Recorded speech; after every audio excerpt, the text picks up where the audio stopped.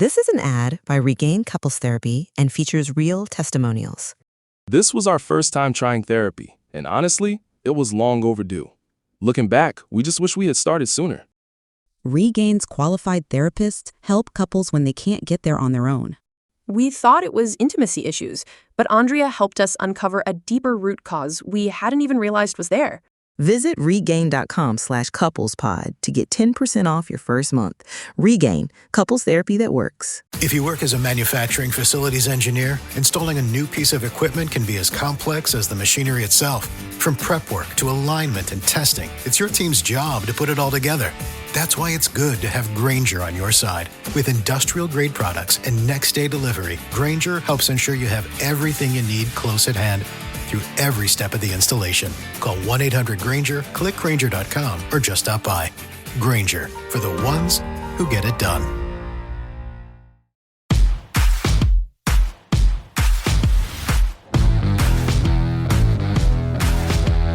Welcome to the Dogs Podcast with your hosts, Blake Reneker, Justin Charles, and Josh All. Hey, what's up, everybody? Welcome to the Dogs Podcast live stream from the Bowling with Browns Legends live event here at Wabash Lanes in New Philadelphia, Ohio, presented by the Tuscarawas County Browns backers. Me, Josh All, he's Justin Charles, and there's no Blake Reneker here today, although if you come down here, you're going to see his face on all the tables. He was good enough to drop off a couple business cards, for his real estate and all that kind of stuff, but had some plans today, could not get with us for the show. So Justin and me holding it down today. It's starting to fill up here. We've got a lot of former Browns players, alumni that are going to be here today. We're going to have some guys sit down with us, talk about, whatever we get into, the current Browns team, their perspective, their takes on some things. We'll talk about their playing days, probably get some good stories. It's just going to be a good time. There's going to be obviously a lot of bowling taking place behind us. It doesn't really kick off until noon. So I don't really know when people are going to start throwing balls down the lanes, but it could get a little loud in here. So hopefully you guys can hear us okay. I'll have to pull up the live chat on my phone here in a second to make sure you guys aren't telling us we're silent or anything like that. So just kind of go through here today.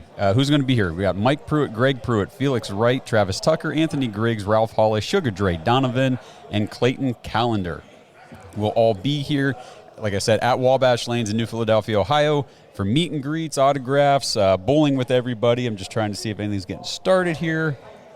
All right, I think we're still good, but Justin's pulling it up. All right, man. I got you, brother. Sweet. All right. Oh, advertisement on YouTube. Always, what a bummer. So it's going to be a fun day. I think, Justin, your back's still broken? Yes. Yeah. I went to the doctor. It's not technically broken, but it just hurts really bad. It's fine. It's no big deal. I have no audio complaints on YouTube. Okay, good. How about video? Video looked good. I will say this to anybody who's watching right now as we kick this thing off here today. Wi-Fi capability here at the bowling alley, not the greatest. So if we are buffering, cutting in and out, the stream isn't smooth, that's why. And if it's just unbearable to watch or whatever, we're obviously recording the whole thing, so it'll be back out everywhere for you guys to catch after we are finished. So I'm just going to bring this up, but what do you want to talk about here, Justin, while we kind of kick this whole thing off? Obviously, if you're in the Dover and New Philly area of Ohio, T County, come on down to the Wabash Lanes. Come and hang out with us. We're going to be here for probably a few hours. Anything particular you'd like to dive into before you get started that has made the news? Well, before we do that, I see we do have one comment here. James McGee, thanks for watching, says, was seriously considering driving from Charlotte to come up to the events. So couldn't talk the wife into it. We were talking about that before the show. That's what we do. The wife, it's always nice to float the ideas by her, but in the end, no. Usually doesn't work. But I just hope everyone has a great time. Go Browns. Yeah, so, we're going to get some opinions from some of these former players today on the current state of the Browns. Obviously, we'll talk the quarterback situation. We'll be talking about, the rookies, some of the recent speculation. I know we can kind of mention it here real quick. I think Daniel Jeremiah was on, I'm not really sure what outlet he was on the other day, but they were asking him about the Browns quarterback situation, and he said that his strong opinion is that one of the two rookies will start week 1. Wow. Like right out of the gate, and his justification for it was, the Browns can't really screw around this year. They have got to figure out what they have, if anything, out of the two rookies before they head into next offseason, because next draft season we got 2 first-round picks. We need to know, are we using one or potentially both of those first-round picks on a quarterback or not? Or do we have our guy? So, he was saying that Kenny Pickett's the odd man out in his opinion, gone. I agree with that. And, rather than having the Browns start Joe Flacco, kind of like we've been talking about, and then organically moving into one of the rookies once that, happens on its own, he's saying just kind of have Joe Flacco on the bench as your backup plan in case things go really bad. Neither rookie can do anything. We're not competent. We suck. We're losing games. And then just, inject some Flacco to bring a little life to the team if necessary. But that was his take on it, was start a rookie, whichever one shows out better in camp from day one. I just would be very, very surprised by that. Me too. I would be very, very surprised, especially, you got a guy, even though he's, in his 40s, he's old, and Joe Flacco, he's comfortable, I would say, in that system. My biggest concern was just throwing a rookie out there on week 1 is that you throw them out there too early and they're not ready. And then we've talked about it. Let's say you throw him out there. Let's say you throw Dylan Gabriel out there week 1 and he struggles. There's a really good chance he doesn't ever get back to being the starting quarterback again. And especially, the thing that's rough for me is I've watched this happen so many times with this team where, even when we're we're not going to play the rookie, we always end up getting to the rookie at some point. And I think that we've kind of maybe damaged confidence of some of those players. Maybe their futures in the NFL potentially. But I do want one of those guys to be successful. I want one of those guys to be the franchise guy. I think you have to kind of tiptoe it just a little bit. You don't want to throw them in there too early and then destroy their confidence and then maybe lose out on something that could have worked out. I mean, very rarely do you see a rookie quarterback start week 1 for an NFL team as rookie season outside of a first-round pick. Correct. Right? You don't really, especially once you get past where these guys, late 3rd for Dylan, 5th round for Shedeur, and the only thing that is different, and I think this is why it's such a polarizing topic with Browns fans and the media, national media, and everybody, is Shedeur Sanders is widely regarded as not a 5th-round pick. He was widely regarded as a talent, widely regarded as a first-round talent.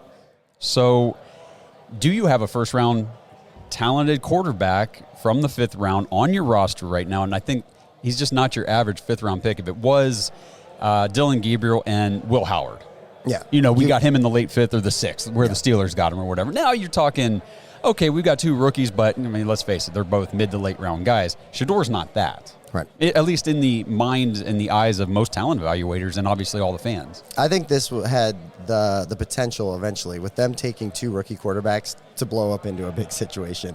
The fact that, because as Browns fans, we would have talked about this regardless. Like you said, if it was Howard, if it was Howard. Ewers. Yeah, I think regardless, we're going to be talking about this. We're going to be arguing about this. This is what we do as a fan base. You know what I mean? Who's the guy? Who's the quarterback? We still are looking 30 years later. Now you throw in Shedeur Sanders with a fan base, and, the dude is a polarizing player. And so now you have almost 2 sets of fans. You got one, cheering for Shedeur, hoping that he's successful. You've got another set saying, maybe it's Gabriel, maybe it's Flacco. It's just a lot of... There's some Picketeers out there, for sure. I don't know how many of those I see them. I see them in the comments. Oh, yeah. I'm not there yet. If you're a Picketeer and you're watching right now, drop it in the comments. Let us know. I'd be interested. I would. I think Kenny Pickett has the lowest touchdown rate of any quarterback in the last 25 years or something like that, if I remember. I heard this stat on another show, and I'm trying to remember what it was, but it was something like that. Super encouraging. Yeah, his touchdown rate in Pittsburgh, and I get it. Blake will always say, the Matt Canada offense, Pittsburgh, they sucked those years and everything. At some point, you still got to be able to throw a touchdown pass, you would think, and he just never was really able to, but we'll kind of see how that goes. And then another thing that you said, I said polarizing situation. You said polarizing with Shedeur, and I've had people in the comments say, I can't believe you guys would call Shedeur polarizing. That's just hater talk. Let's talk about what the definition of polarizing is. Polarizing means that there is such a wide range of opinions on a topic or a person or what have you, and like you said, from all the way to fans are saying, he's QB1 right now. Put him in. He's ready to go. And then there's fans saying he's a 5th-round pick. He's not. There's people saying cut him. I literally saw the cut stuff, and I was just like, polarizing is just the widest range of opinions you can possibly get about a topic, and that's what he is. I mean, he brings that, and I think that, ever since he's got to Cleveland, and he came early, he came like immediately. He's been here the entire time. He's been working his tail off. He's been participating so much in the community, helping out with a lot of youth, going to schools and youth programs and things like that. It's been really encouraging. And then, obviously you get the 2 speeding tickets or whatever, and everybody blows up online. That's what Go ahead. Do we want to even touch on that? We can. I mean, we're sitting here waiting for this event to kick off, so we might as well just do I did see some of those comments where it's like, the Browns need to cut him right now. And so I'm not going to defend nor, I'll just say it how it is. I was young once. Sure. I made mistakes once, And hopefully the goal that you get out of that is that you learn from those mistakes. Now like the 2 tickets in 11 days, it doesn't look good. It kind of is a bad look. But, we're talking about a young man here, and we're allowed to make mistakes. At the end of the day, it could have ended very differently, but there was nothing consequential that came out of this. And if it's an opportunity for him to learn and go, okay, hey, I can't do this, then what should we? Why are we upset? Right. Miles Garrett, I think, 3-4 times or 6? Was it 6 speeding incidences with Miles until he finally, flipped his car? Yeah, right. Lucky that him and his, his girlfriend or the passenger with him was, they were fine. They weren't hurt. Yep. No one died. I don't live in Cleveland, so I don't drive those highways. I've seen a lot of people in comments saying, hey, like, sometimes you got to go 85 just to keep up with traffic. Right. And hey, I've been on highways where it's a 65 speed limit, and all of a sudden I'm doing 80, 85 just to kind of keep up or get past some people. Just did it. Well, if you're keeping up at 85, it's real easy to get to 100. There's a lot of context that goes around with this stuff. It's not just that he was out there speed racing like Rashee Rice or anything like that. Right. I think it's a big nothing burger. It sucks. It sucks that I felt like momentum was completely going like his direction. Yeah. And I think that's another point. So that's a good point. So I did say that on social media, and I don't know if it was conveyed exactly the way I meant it, but he just has, while this is not, in my opinion, a big deal, he just has less room for mistakes, I feel like, because of where he was drafted, kind of the way the Browns are, they're really in on Dylan Gabriel. I have no idea really how they feel about Kenny Pickett. We'll find out here if they trade him, in the coming weeks. And if they roll into training camp with all 4 of these guys, every little thing you can do to give yourself an edge, you got to do right now. And I guess that was just the most disappointing thing for me. And it wasn't just, it's a speeding ticket. It sucked that it had to be anything, because now obviously every news outlet runs with it. Correct. And, should the Browns cut him and all this other nonsense. So things like this happen. Honestly, I'll be shocked if I think Shador is locked in. You know what I mean? Like he's on a rookie quarterback deal. I think he's on our roster unless something changes. Maybe I don't see the Browns trading him, honestly, unless it's hard to tell. We're talking about June 21st today. Yep. We have a lot of time to go, but I see Gabriel and Shador both being on this team moving forward, and then like we talked about right off the bat, you got to find out what you got a little bit with these guys, because you're on a ticking clock. I do think Flacco starts off just at the beginning, maybe 4 to 6 games, and then I think you get a slice of what each of these guys can do. I don't see Kenny being here. Lowe's knows how to set off your July 4th with savings. Right now, buy one, get one free on select one-coat coverage interior paint via Visa gift card rebate. Plus, get 2 select 2 or 2.5 quart red, white, and blue annuals for just $10. Hurry, these July 4th deals won't last long. Lowe's, we help, you save. Valid through 7/9. Selection varies by location. While supplies last, excludes Alaska and Hawaii. More terms and restrictions apply. See Lowe's.com/rebates for more details. I've watched Kenny Pickett play multiple times. You know what I mean? I've seen him play a lot, pretty decent amount, and you don't hear anything coming out of camp or any of the OTAs or anything really about Kenny, other than like mainstream Cleveland media where they're saying like he's the number 1. Which I'm like, when I watch stuff, I'm seeing a lot of Shador highlights. I'm seeing Flacco, here and there. He's not really doing a lot either. He hasn't had a lot of opportunity right. either. I think they're just kind of letting him just relax and just go with the flow of the thing. Yep. But I do think they've got to see if they've got a guy heading into next year's draft, but don't ruin either one of these guys. Right. And the veterans on the team, I mean, we've talked about this before. We talked to Joe Thomas on the show like last month, and the veterans, Joel Bitonio, the Wyatt Tellers, the Myles Garretts, these guys, they want to win games. Like, they're not going out there and going through the rigors of the NFL, regular season schedule, the wear and tear on your body, just to suck every week. I mean, that's where you saw last year, like the body language on the field. Everybody, you could just tell they were not bought in. They hated what was going on. And, if Joe Flacco gives you the best opportunity to avoid that, at least to start the season, it'd be nice to start out strong. But, again, who knows? Maybe one of the rookies just balls out in training camp, and it makes sense to do it that way. But we'll see what ends up happening. Before we talk about anything else here, we'll take a little break here in a few minutes and try to get a couple players down here to talk with us, seeing if everybody's ready to go. Just want to thank Omaha Steaks for sponsoring this live stream today. They sponsored the entire live stream. We appreciate that. Head to omahasteaks.com. You guys get packages and all the food you can get for 4th of July cookouts, because it's coming up quick, and it's the best time to grill out. And right now you can get 50% off site-wide, and then use our promo code BARK, B-A-R-K, when you check out, and you'll get $45 extra off your order on top of that 50% off. So it's a great sale, great time to get in there and get some Omaha Steaks. So thanks to them for sponsoring the show. Oh, let's see. There was a couple comments in here.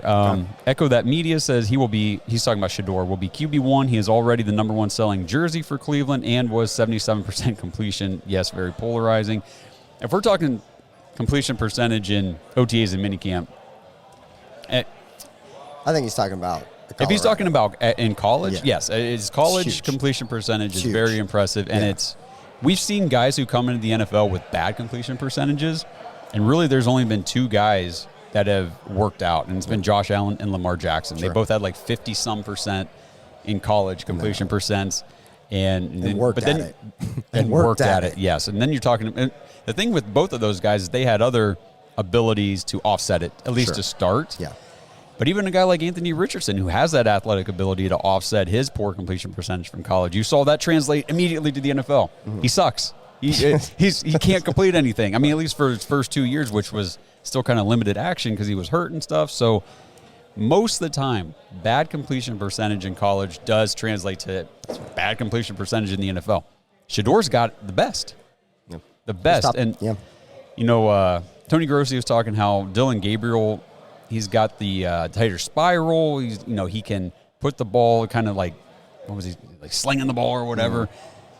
But man, Shador can layer the ball. Yeah. Like some of his throws that I've seen, even just through the minicamp stuff on the highlights, it's touch. Yeah, touch. It's so nice. Pinpoint accuracy. Yeah. Drop it where you want it, which I think would work in a Kevin Stefanski offense. Yeah. I've heard different things too from a couple of different media, Cleveland Browns stuff, where they're saying, Gabriel's almost got an advantage on the playbook too, as far as his knowledge and the verbiage and stuff like that. That's another thing for me where I'm I don't even look at it as a disadvantage. We have a month before the next organized, what camp? Is it just rookies coming in, right? So training camp, the rookies come July 18th, and then the veterans come 4 days later on the 22nd. Okay. I mean, that's some time to work on some things and look at the playbook and get the verbiage figured out. And so, and who knows, maybe Gabriel takes a step forward and you have a legit, real competition at this thing here in the next 5-6 weeks. The thing between these two, and I think this is a good conversation to have, we talked about how outside of first-round picks, you don't really see these rookie quarterbacks start week 1 or be ready for the NFL or at that level.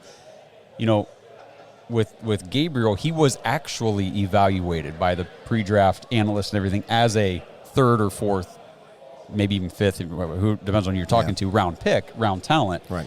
Whereas Shador was not. Right. I mean, nobody said he was a 5th-round talent. Not a chance. Like we talked about last episode, maybe early 2nd-round talent at the worst. At the worst, yeah. Was the worst assessment anybody gave him. So I think he might have an edge as far as that stuff is concerned. Now, through OTAs and minicamp, I did see those reports that Gabriel just had, like you said, a better grasp of the playbook, the concepts and all that kind of stuff, which is more why Shedeur was on the separate practice field taking all the reps. Like, he took pretty much 100% of reps on his field. Right. It was against the backups.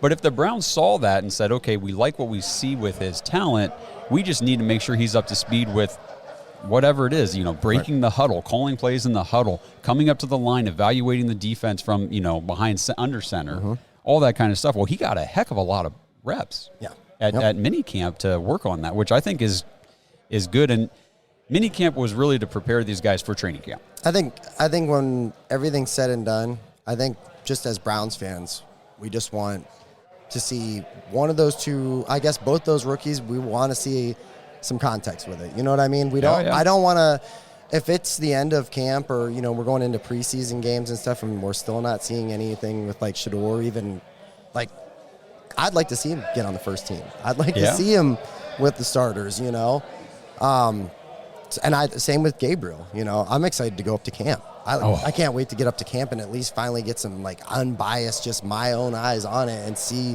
what we're doing up there. Now, who knows, maybe the Browns, by the time they open it up to media, who knows what that looks like or what we're doing up there. But I just would like to see both those guys in person.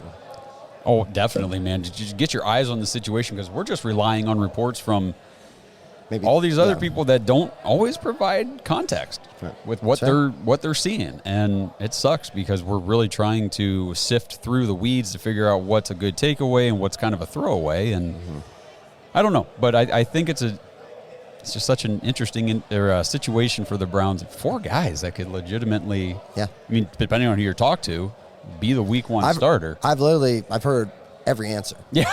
You know what I mean? I've heard you hear Flacco. I mean, like, I think a general part of the fan base probably wants Flacco at the beginning. Absolutely. We're living off 2023 dreams and stuff, which that's fine. If that works at the time, cool. But, I've heard the other 3 too. I've heard, hey, I think Kenny, I'm like, oh, okay. But, with the rookies, I'm like, it would make sense. I could see Shedeur being a starter. And if he goes out and really, really, really, like, absolutely excels before week 1, maybe they slide him into week 1, but I think it's an uphill battle for, getting to that point. Oh, I mean, let me ask you this, because, I mean, I'm sure there's people out there listening that have asked this question before and everything, but do you think the Browns did themselves any bit of disservice here by drafting 2 rookies and piling up 2 first-round picks next year? I mean, because you talked about putting rookies out there before they're ready, and how that happens, but the Browns are almost in a situation where whether they're ready or not, they're going to have to get them out there. So it's almost like there's extra pressure on these guys to be ready, even if they're not, and there's extra pressure on the Browns to force them out there to potentially make those same mistakes they've made in years past. What do you think about that? I know, for me personally, and I'm not saying the Browns, but for me personally, I pounded the table to get some friggin' quarterback competition in this room, because I walked away from last year going, this isn't it. Yeah. This isn't what I can't sit here and watch this for another 16 games or 17 games, So I'm glad that they did this. I do think that it came to them kind of weird, because I don't think they plan on taking 2 quarterbacks in the draft. I really don't. And I think Shedeur just kind of fell to a point where you're like, this is insane not to, like, your return on talent, to not take him in the 5th round. Like, it grows to a point where you just have to be like, this is a no-brainer. What are we doing here, guys? Yeah. Especially if the kid is a stud and he can go out there and be your franchise quarterback, for the next 10 years. That's everything that we've ever wished for as Browns fans. We just want stability at the quarterback position. But in a way, it feels messy. You know what I mean? It feels messy from a fan perspective. I know the media, the Cleveland media, it's painted very messy. You have a lot of people that aren't fans of the Browns going, or even maybe they are Browns fans, saying, why would we ever bring 4 quarterbacks in for a competition like this? And you're going, because of last year. And because it was so disastrous, you have to find a guy. And I think they traded 2 just to potentially look for a guy next year. The writing's on the wall there.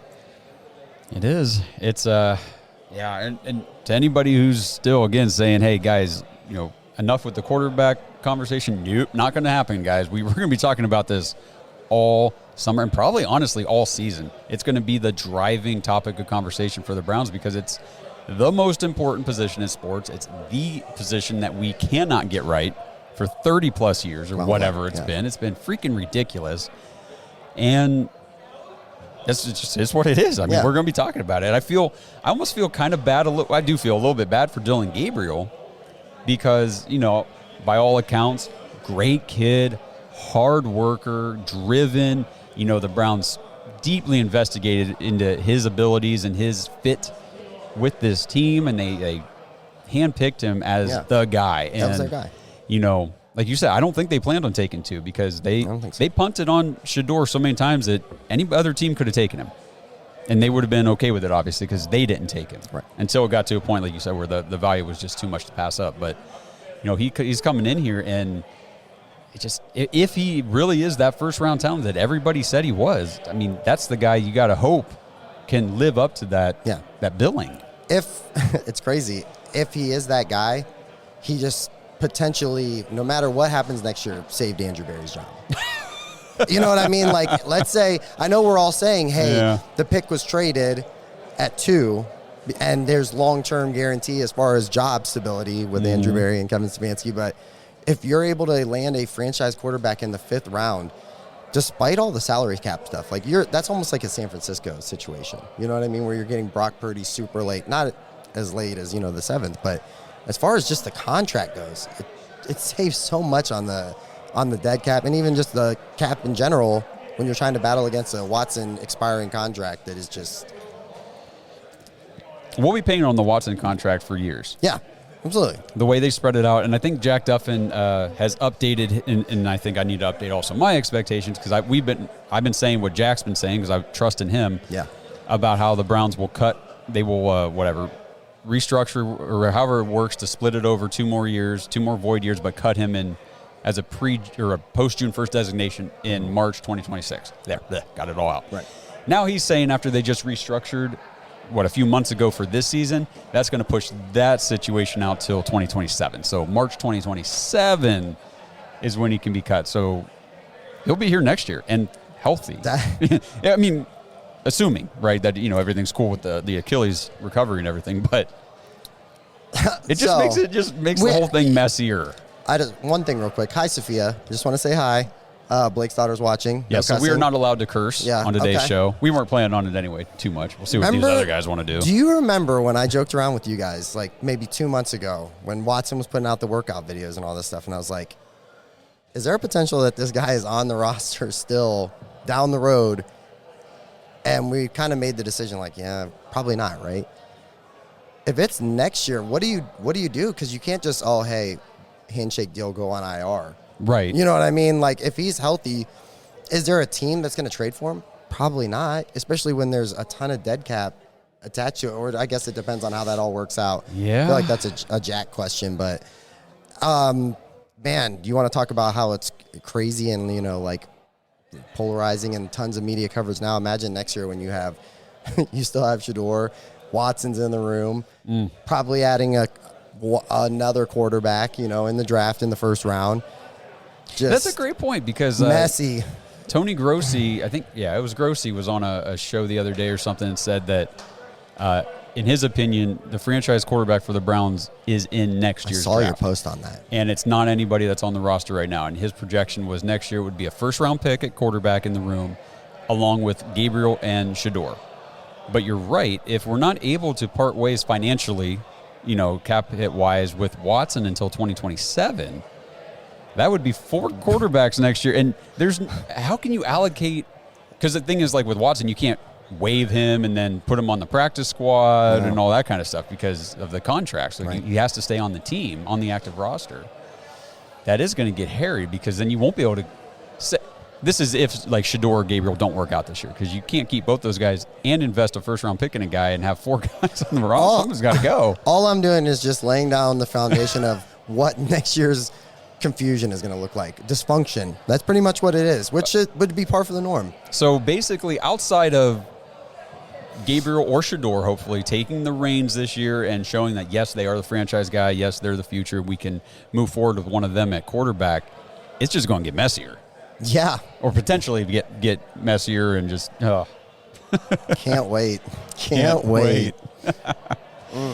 Well, for anybody new tuning in, we are live today from Wabash Lanes in New Philadelphia, Ohio for the Bowling with Browns Legends event. And we got people lining up here getting ready to start throwing some balls, it looks like. Nobody's bowling yet, but again, the event just started about 20 minutes ago officially, so I think everybody's coming in doing some meet and greets and all that kind of stuff.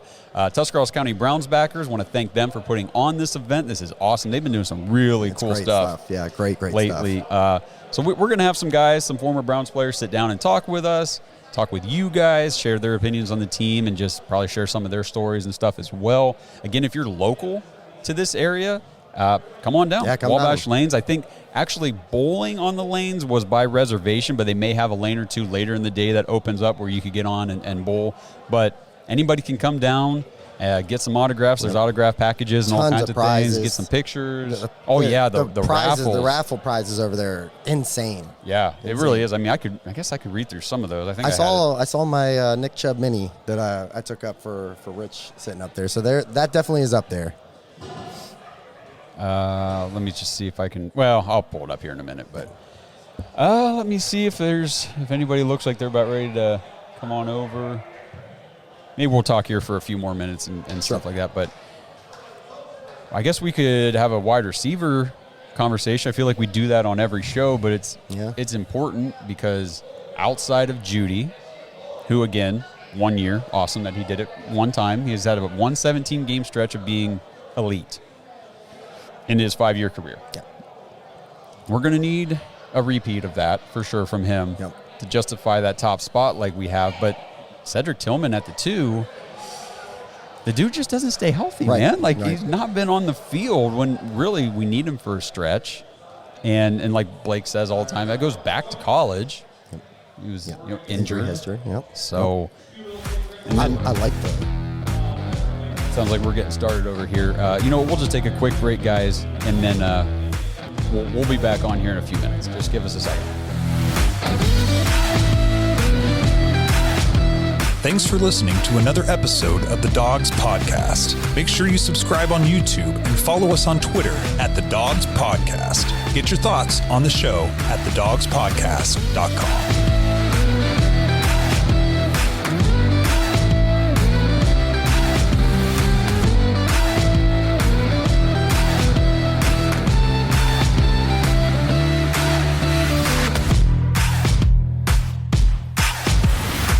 This is an ad by Regain Couples Therapy and features real testimonials. This was our first time trying therapy, and honestly, it was long overdue. Looking back, we just wish we had started sooner. Regain's qualified therapists help couples when they can't get there on their own. We thought it was intimacy issues, but Andrea helped us uncover a deeper root cause we hadn't even realized was there. Visit regain.com/couplespod to get 10% off your first month. Regain, couples therapy that works. If you work as a manufacturing facilities engineer, installing a new piece of equipment can be as complex as the machinery itself. From prep work to alignment and testing, it's your team's job to put it all together. That's why it's good to have Grainger on your side. With industrial-grade products and next-day delivery, Grainger helps ensure you have everything you need close at hand through every step of the installation. Call 1-800-GRAINGER, click Grainger.com, or just stop by. Grainger, for the ones who get it done.